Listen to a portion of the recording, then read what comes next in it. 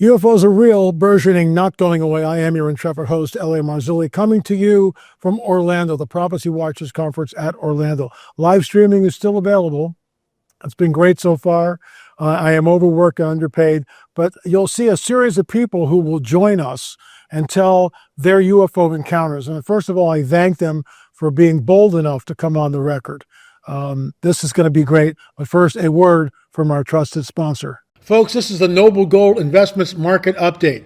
Gold is up 46% in a year, doubling NASDAQ and S&P 500 gains. But this isn't just another rally. Global reserves are shifting as investors rush to secure physical gold, creating a massive supply gap. Gold is vanishing from the market, but you still have a chance. Visit noblegoldinvestments.com today and turn their panic into profit. Make a qualified investment, and Noble Gold will add a free 1/10 of an ounce gold coin to your order. Folks, Peggy and I did this 2 years ago. Best thing we ever did. I predict it's going to go way over 3,000. That's conjecture on my part. There's always a risk with any type of transaction like this, but I'm glad we did it, and I have a lot of confidence in Noble Gold. Once again, noblegoldinvestments.com, noblegoldinvestments.com. So I'm here with Jessica, and she has an encounter. Tell us what happened. So when I was about 11 or 12 years old, I lived in Oregon, on the southern Oregon coast, way out in the country. We lived about 12 miles outside of town.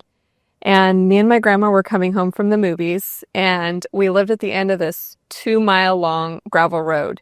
Let me stop you right there. 2-mile long gravel road. Any neighbors, or was it farmland? It was farmland. Okay. There was some farmers that lived out there. We didn't have a farm. We were more, we were backed up to like thousands of acres of BLM property. So this is kind of out. We're a little remote. Oh, yeah, out in the good. boonies. We actually live on a place called Boone's Creek Road. There you go. So that's great. Yeah. So anyways, so we were on our way home from watching the movies. It was about dusk. And we saw this giant saucer in the sky. And when you say saucer, describe what that looked like. I would say kind of almost like your typical saucer, but kind of shaped kind of like this. And it had lights going all the way. What, like this? Yeah, like this. So it's not really a saucer. It's more of a... It's kind of like a disc. Okay, like a disc. Okay. Like a disc. Was it a top and a bottom type of thing? From what I remember, it was just kind of like this, and then it went down. Okay, that's a typical UFO. So pick up a story from there. What happens? Okay, so then we both see it at the same time. We look at each other. My grandma says, "Do you see what I'm seeing?" And I say, "Yes." And so we continue on the gravel road at this point, and we're just watching this thing, and it is just silent, hovering over this cow field, very low to the ground. I mean, maybe if I was to guess, like 300 feet high. Okay. And it was very big. Were there cows in the field? No, not that I remember. There wasn't a lot of cows in that field in particular. Generally, though, it was a dairy farm, but they were generally in a different field. Okay. Yeah, it was generally like across the road. So we are watching this thing, and we are just kind of creeping up the gravel road, slowly watching it, like just in awe. And all of a sudden, like that, it just vanished. Any sound? Into thin air. No sound whatsoever. No red blinking lights, nothing like that. It was just there, and then it was gone. Did it rotate at all slowly? I didn't just sat there. It just sat there. No sound? No sound. Okay. What were you feeling emotionally? Scared. Really? Absolutely. I got home, and we had a Rottweiler, and she never slept in my room, but that night she slept in my room because it terrified me. I know. The Rottweiler may have seen it. Let me ask you something. Did you have any missing time that you're aware of? Not that I'm aware of. Okay. So there's no break where you're driving in the car. Let's just hypothetically, it's 9:15, and then you arrive back at your house and you look at the clock and it's 9:45, and you say, "Where's that half an hour ago?" Nothing like that. I don't remember ever looking at the clock or thinking, "Oh, it's way later than I thought it was," or anything like that. Any bloody noses the next day? No. Any marks on the body? Not that Red burns, anything like that? I'm aware of. So, okay, so it's a close encounters of the first kind, actually the second kind, because it's very close to you. Very close to you. Did you see any entities within the craft? No. Okay. No. And at the time, I wasn't sure. I was like, could this be our government? Is this an extraterrestrial? Like, my parents had seen a UFO out in the same area Oh, before. really? Yeah, there's Was there any cattle mutilations around that area reported? not that I'm familiar with, not that I know of. No, Well, did anybody else corroborate the story? it was Like, was it in the newspaper at all? no, it was just me and my grandma. Okay. Wow. Yeah, Thanks so much for coming on the record. Really appreciate it. absolutely. Thanks for listening. Okay, folks, we'll bring in the next victim momentarily. Thanks, LA. Hey guys, I'm Ashley, and I'm excited to talk to you about LA Marzulli's new book, Rungs of Disclosure.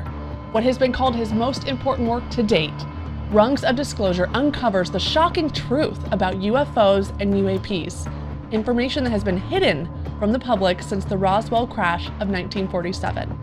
The book begins with F-18 fighter pilot Commander David Fravor, who made headlines when he appeared on Tucker Carlson and stated on the record that the UFO he encountered was not of this earth. His testimony was the catalyst for this book, the first rung on the ladder of disclosure. LA warns that we are heading toward what he calls the coming Great Deception. Everything we know, now is the time to uncover the facts. Now is the time to be prepared. Visit rungsofdisclosure.com to get your copy of L.A. Marzulli's latest book today. Arm yourself with the truth about the UFO phenomenon from a biblical perspective. To explore all of L.A.'s other work, head over to lamarzulli.com. Back to you, L.A. Okay, folks, I'm here with Taylor, and you had an encounter. So Yeah. first of all, thanks for coming on the record. Thank you all. They're lined up out of the shot of the camera here, but thank you guys for coming on the record. Really appreciate it. So you had an encounter. Tell us about that. Yeah. So I was a part of a New Age community over near Chapel Hill, North Carolina. Okay. And it was like a ayahuasca plant medicine community. And a lot of us like to get together and go camping on the weekends. And we actually go out into the Pisgah National Forest to see the Brown Mountain Lights. And the Brown Mountain Lights they're kind of locally known in the area for. Folks, I've been there. I've actually been. We didn't see anything at night, but they drove me out Yeah. and showed me where they appear. So Yeah. that was very interesting. I've been probably 5 or 6 times to try and see them, and we only saw them this once, so there's been plenty of times where I haven't seen them.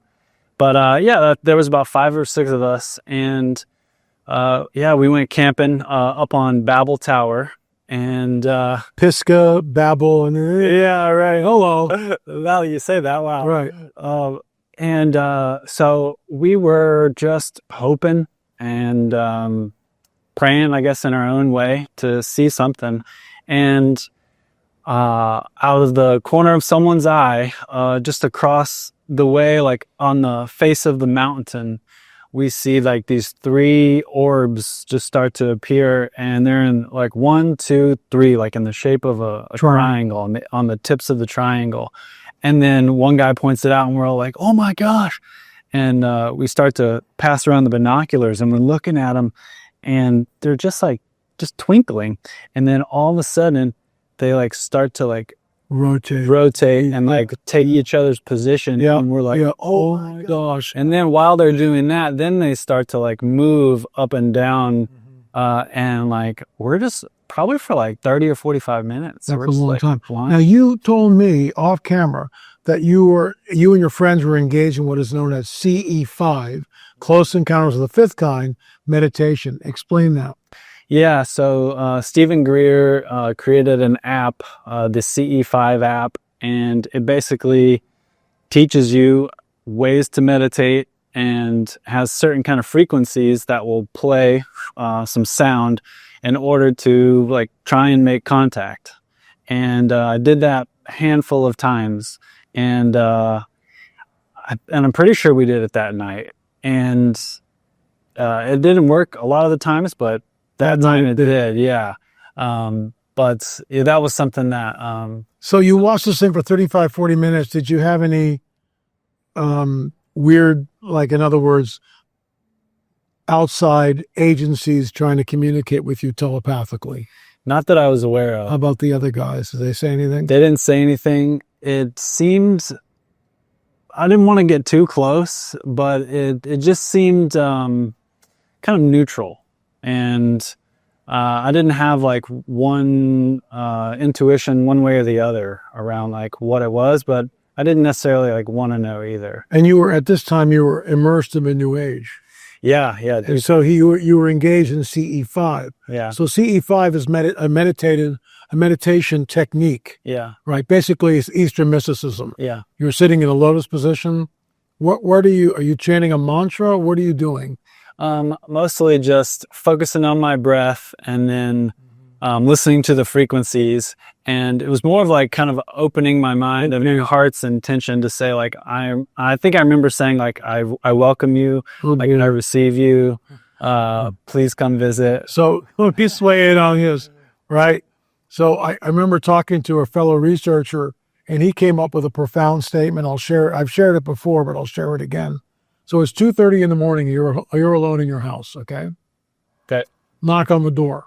Someone's there. Hey, let me in. Can I use the phone? Would you let him in? No. Exactly. So it's 2:30 in the morning. You're not going to let anybody in. And yet here you are engaged in CE5 meditation. And I did the same thing. And you're inviting these entities and you have no idea who they are, but you're telling, welcome, come on in. Yeah. And lo and behold, they show up. Yeah. Your final thoughts. You know, like for some reason, I thought they would be good. I thought they're benevolent. They're here to like help us ascend to like a higher consciousness, Bingo. a higher frequency.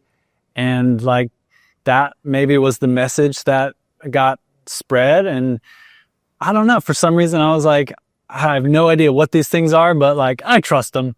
And so I'm glad to have come to the truth now. Yeah. You found the Lord. You gave your life to Jesus. Yeah. And all that's history. Yeah. Thanks for coming on the record. God bless you. Appreciate it. Yeah. Hold on, folks. We'll be back with our last victim.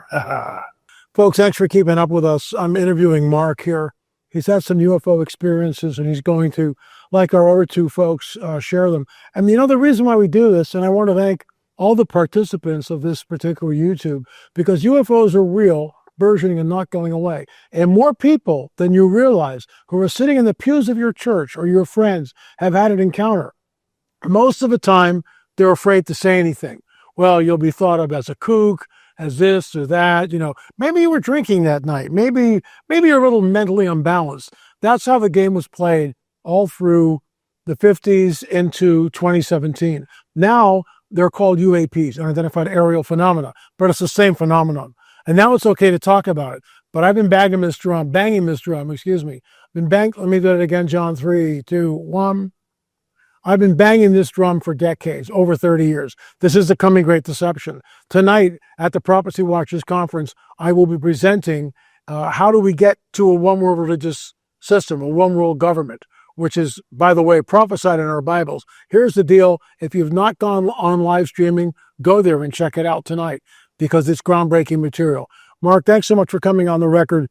You had an experience. Tell us about it. I've actually had 3 experiences. Okay. Excuse me. The first happened probably 1979. I was probably 19, 20 at the time. 2 of my friends and I had gone out driving. We lived in Shelton, Connecticut, and we might have drove over to New Haven and cruised around and come back. It was nighttime. We're on Route 108, which runs from downtown Shelton up to the Huntington section of Shelton. So we're in this one area. There's a reservoir. There's a lot of trees. It's kind of isolated. And my friend said, look up, there's something above us. And I looked up and there was some kind of a craft over us. What did it look like? It was a couple 100 feet above us. I don't remember the bottom of it in detail, but I remember seeing at least one side of it. And, you know, it wasn't straight. It wasn't totally curved, but it was kind of sloped up. Okay. Like an arc. It looked gray. There were no lights on it that I could see, but I remember it being illuminated. And it was quiet. There was no noise from it. When you say illuminated, from the interior of the craft? No, outside. I don't know. The moon? It might have been moonlight. Okay. I don't remember in detail where the light came from, but we could see the craft easily. The size of it? I couldn't tell the whole size of it because I could only see part of it. So it was probably longer than the car we were in. We turned off on the side road that we were going to. And we noticed this thing is following us. So we drove around, it's following us, and all of a sudden it turns and goes away from us. So we decided, okay, let's turn around and follow it. So we followed it into the downtown Shelton area. And it took a turn. There was a road there. We were able to go up the road. It was up a little bit of a hill to follow it. And the road ended. So we couldn't keep following it. But all of a sudden, it took off very quickly from that point. Now, when you say, so let's say you're here, the craft, let's say, is here. When you say very quickly, like this or more like this in acceleration? It just accelerated. Very quickly. Yeah, very quickly. So how far away from it, how far away from you was it right before it accelerated, roughly? Oh, I'm going to say, I don't know, maybe 100, 200 feet. Okay, so it's really close. Yeah. Then it accelerates. What's your visibility? I know it's at night, but what's your visibility roughly? I don't remember, but it seemed like it accelerated and disappeared pretty quickly. This brings us back to Commander David Fravor, F-18 pilot, 2017, who stated on the record with Tucker Carlson that when the UFO, the UAP, shot away from him like a bullet out of a gun, 50 miles in 2 seconds, it would kill a normal human being, the G-forces.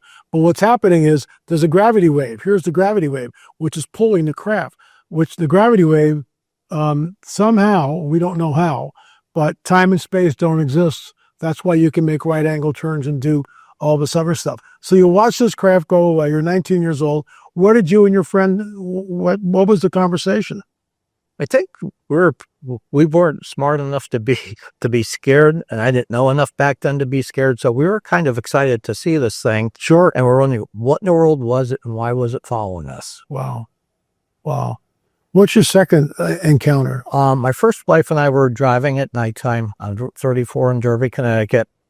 We're driving along, and she says, "Look up there. There's a bright light that just showed up."